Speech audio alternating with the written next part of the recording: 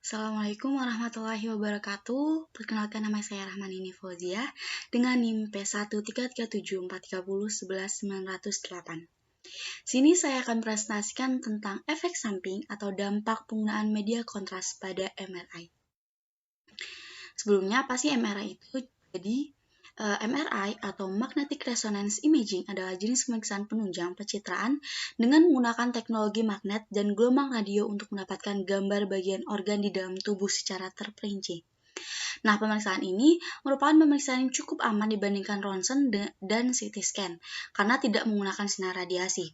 Namun, penggunaan pada wanita hamil trimester pertama tetap harus diwaspadai karena belum diketahui efek gelombang magnetiknya terhadap janin. Nah, pemeriksaan ini biasa dilakukan untuk melihat struktur otak, sistem saraf di tulang belakang, jantung, pembuluh darah, tulang, dan lain-lain. Nah, pada kondisi tertentu, untuk mendapatkan hasil yang lebih jelas, maka dibutuhkan sebuah zat kontras yang disuntikan. Nah, walaupun zat kontras yang digunakan untuk pemeriksaan MRI cukup aman dibandingkan pada pemeriksaan CT scan, namun tetap harus berhati-hati terhadap resiko alergi yang timbul akibat zat kontras tersebut. Yang pertama, kita akan bahas tentang gadodiamid. Jadi indikasinya yaitu media kontras ini digunakan pada MRI kranial atau tulang tengkorak dan spinal atau tulang belakang serta MRI tubuh setelah pemberian secara injeksi intravena. Nah, peringatannya, riwayat asma atau penyakit pernapasan lain yang disebabkan alergi, gangguan fungsi ginjal berat akut dan kronik, yaitu GFR kurang 30 ml per menit per 1,732 meter persegi, atau penurunan fungsi ginjal akut terkait sindrom hepatorenal atau pada periode praoperasi transplantasi hati. Nah, mengakibatkan perubahan sementara kadar besi dalam darah, mempengaruhi pengukuran kadar kalsium dalam darah, kehamilan, hentikan menyusui setidaknya sampai dengan 24 jam setelah pemberian obat. Nah, kontraindikasi dari gadodiamid ini adalah riwayat hipersensitif. Efek sampingnya yaitu ketidaknyamanan karena rasa hangat, dingin, sensasi tekanan atau nyeri pada bagian yang diinjeksi, pusing, mual, sakit kepala, dan sensasi aneh pada indera perasa dan penciuman, muntah, mengantuk, parestesia, gangguan penglihatan, diare, cemas, dyspnea, nyeri dada, takikardi, gemetar, antralgia, atau gejala yang mirip alergi seperti urtikaria, gatal atau iritasi pada tenggorokan, serta reaksi anafilaksis dan kejang.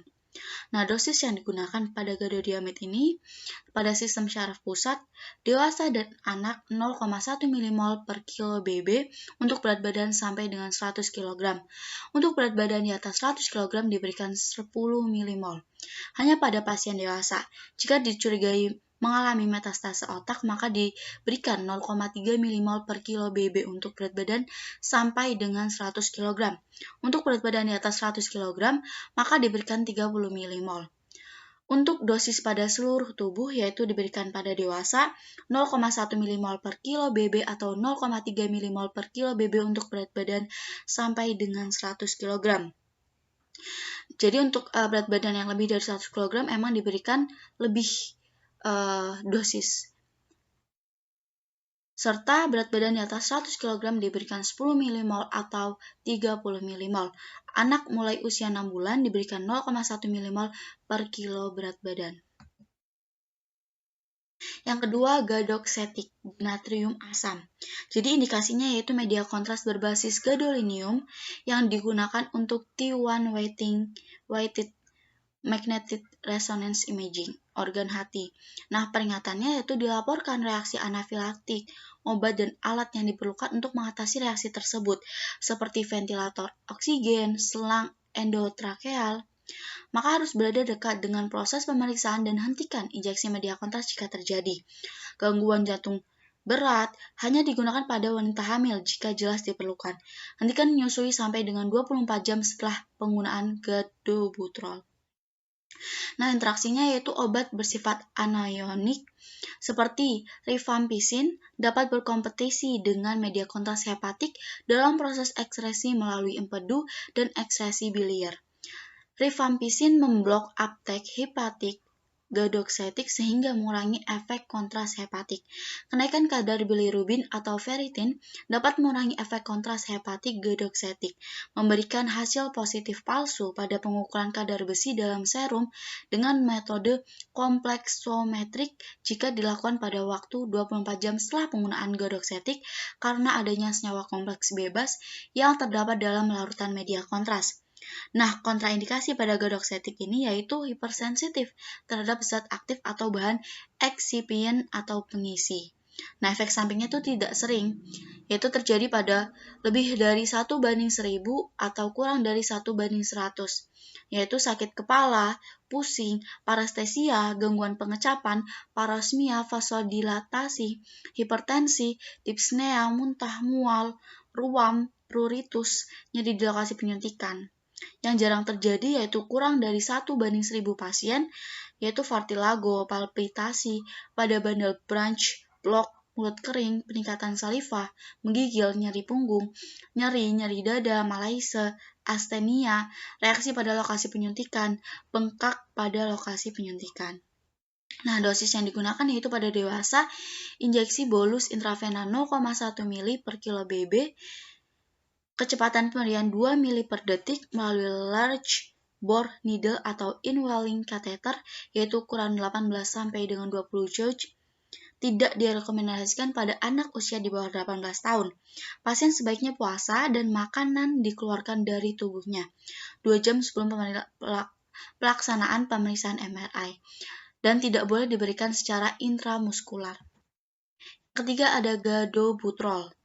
Indikasinya yaitu media kontras pada pencitraan resonans magnetik, MRI kranial dan spinal, MRI hati atau ginjal untuk mengidentifikasi sel ganas atau sel jinak pada pasien yang diduga atau terbukti mempunyai lesi vokal.